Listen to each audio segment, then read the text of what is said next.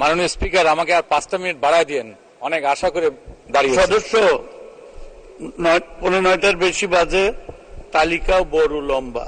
মাননীয় স্পিকার, আপনাকে ধন্যবাদ। বক্তব্যের শুরুতে স্মরণ করতে চাই বঙ্গবন্ধু জাতির পিতা শেখ মুজিবুর রহমানকে। তার স্মরণে বলতে চাই, দিয়েছ ভাষা, দিয়েছ দেশ, তুমি অমর, তুমি বাংলাদেশ। মাননীয় স্পিকার, আজকে স্মরণ করতে চাই 75-এর 15ই আগস্ট কালো রাত্রিতে বঙ্গবন্ধুর পরিবারের যারা মর্মান্তিকভাবে নিহত হয়েছিলেন এবং যার জাতীয় নেতা যাদেরকে কারাগারে হত্যা করা হয়েছিল। মাননীয় স্পিকার, মহামান্য রাষ্ট্রপতি যে ভাষণ দিয়েছেন তার জন্য তাকে অশেষ ধন্যবাদ জানাই। আজকে সংসদ উপনেতা, বিরোধী দলীয় নেতা এবং বিরোধী দলীয় সংসদ উপনেতা যারা নির্বাচিত হয়েছেন তাদের অভিনন্দন জানাই। স্মরণ করি 1975 সালে 15ই আগস্ট জাতির জনক বঙ্গবন্ধুকে হত্যা করার পর যিনি এই বাংলাদেশে আওয়ামী লীগকে সুসংগঠিত করার জন্য রাজপথে নেমেছিলেন, সেই আমার শ্রদ্ধেয় মা বীর মুক্তিযোদ্ধা সৈয়দা খালেদা চৌধুরীকে স্মরণ করি। আজকে আমরা জানি গত 1 বছর মাননীয় স্পিকার, বিএনপি জামায়াতের এই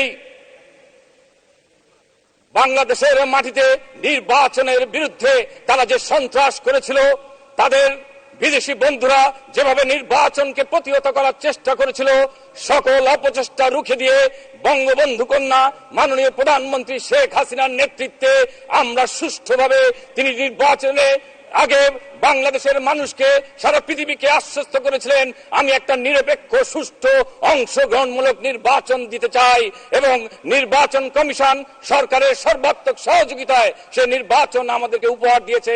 তার জন্য সংশ্লিষ্ট সকলকে আমি অভিনন্দন জানাই। মাননীয় স্পিকার, আমরা জানি 71-এ 30 লক্ষ শহীদ, 2 লক্ষ মা বোনের সম্ভ্রমের বিনিময়ে আমরা পেয়েছিলাম আমাদের এই লাল সবুজের পতাকা। আজকে এই লাল সবুজের পতাকা দিকে তাকালে দেখতে পাই জাতির জনক বঙ্গবন্ধুর প্রতিচ্ছবি, দেখতে পাই সেই বজ্রকণ্ঠ 71-এর ঘোষণা, এবারের সংগ্রাম মুক্তির সংগ্রাম, এবারের সংগ্রাম স্বাধীনতার সংগ্রাম। এই পতাকার দিকে তাকালে দেখতে পাই সেই 71-এ মুক্তিযুদ্ধের সময় অস্ত্র হাতে মুক্তিযোদ্ধাদের সেই গগনবিদারী স্লোগান, এক নেতা এক দেশ, বঙ্গবন্ধু বাংলাদেশ, তোমার আমার ঠিকানা পদ্মা মেঘনা যমুনা। এই পতাকার দিকে তাকালে দেখতে পাই সেই 71-এ বীরাঙ্গনা আমার মা বোনেরা যারা অত্যাচারিত হয়েছিল। এই পতাকার দিকে তাকালে দেখতে পাই 30 লক্ষ শহীদের স্বজনেরা যারা আজকে বাংলাদেশের বিভিন্ন জায়গায় আজকে সেই স্বজনহারারা, তাদেরকে স্মরণ করি।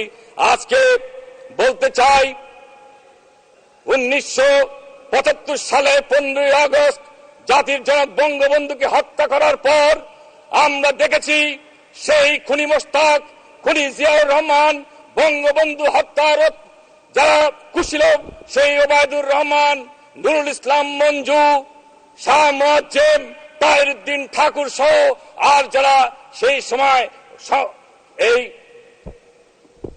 যারা বিরোধী ছিলেন, যারা স্বাধীনতা বিরোধী শক্তি ছিলেন, তারা যখন এই পতাকার উপরে আঁকড়ে পড়তে চেয়েছিলেন, এই পতাকা ছিন্ন ভিন্ন করতে চেয়েছিলেন, তখন আমরা দেখেছিলাম সেই 21 সালে পূর্ব দিগন্তে নতুন সূর্য উদিত হয়েছিল। সেই সূর্যের সোনালী আলোয় আমাদের আজকের মাননীয় প্রধানমন্ত্রী বঙ্গবন্ধু কন্যার পা পড়েছিল এই বঙ্গবন্ধুর বাংলাদেশে। সেদিন থেকে তিনি এই পতাকা হাতে তার অভিযান শুরু করেছিলেন এবং তার সেই দীর্ঘ যুদ্ধে যত প্রতিকূলতা পার হয়ে আমরা আজকে উন্নয়নের শিখরে এসে দাঁড়িয়েছি। আজকের এই উন্নয়ন, এই ডিজিটাল বাংলাদেশ আজকে একমাত্র আমাদের মাননীয় প্রধানমন্ত্রী বঙ্গবন্ধু কন্যার অবদান।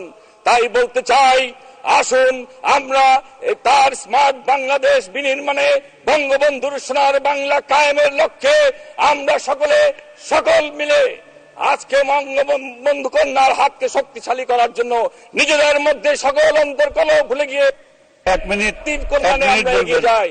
মাননীয় স্পিকার, আর 2টা মিনিট আমাকে সময় দিন। মিনিট বলুন। মাননীয় স্পিকার, তাই বক্তব্যের শেষে আমার এলাকা নিয়ে 2-1টা কথা বলতে চাই। আমার এলাকার নগরকান্দা সালতা নিয়ে ফরিদপুর 2, এই ফরিদপুর 2 এর কৃষক যারা আছেন, যারা আমাকে সাধারণ জনগণ ভোট দিয়েছেন, তাদেরকে আমি আমার অন্তরের অন্তঃস্থল থেকে ধন্যবাদ জানাই। তারা কালো টাকার বিরুদ্ধে সেই প্রতিকূলতার মধ্যে তারা আমাকে নির্বাচিত করেছে। মাননীয় স্পিকার, আমাদের এই নগরকান্দা সালতা পেঁয়াজের এলাকা, এই পেঁয়াজের এলাকায় যেই পেঁয়াজ হয় তার জন্য একটা সংরক্ষণাগার দরকার। আর একটা কথা, সেটা হলো আমরা জানি সরকার একটা মূল্য নির্ধারণ করে দেয়।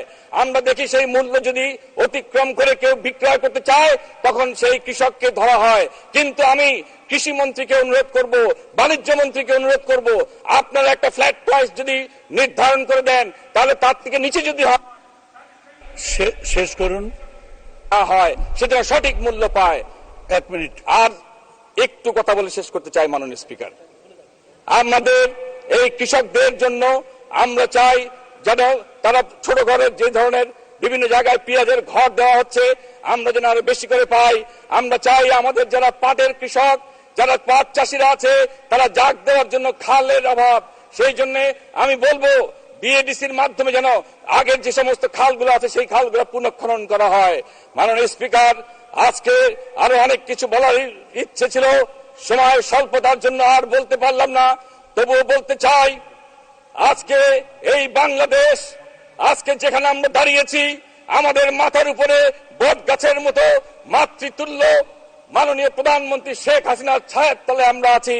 তাই তার হাতকে শক্তিশালী করে আজকে এই সন্ত্রাসী জঙ্গি বিএনপির বিরুদ্ধে তাদের 20 দাঁত ভেঙে দিয়ে যেন আমরা এদেরকে নির্মূল করতে পারি রাজনৈতিক ভাবে,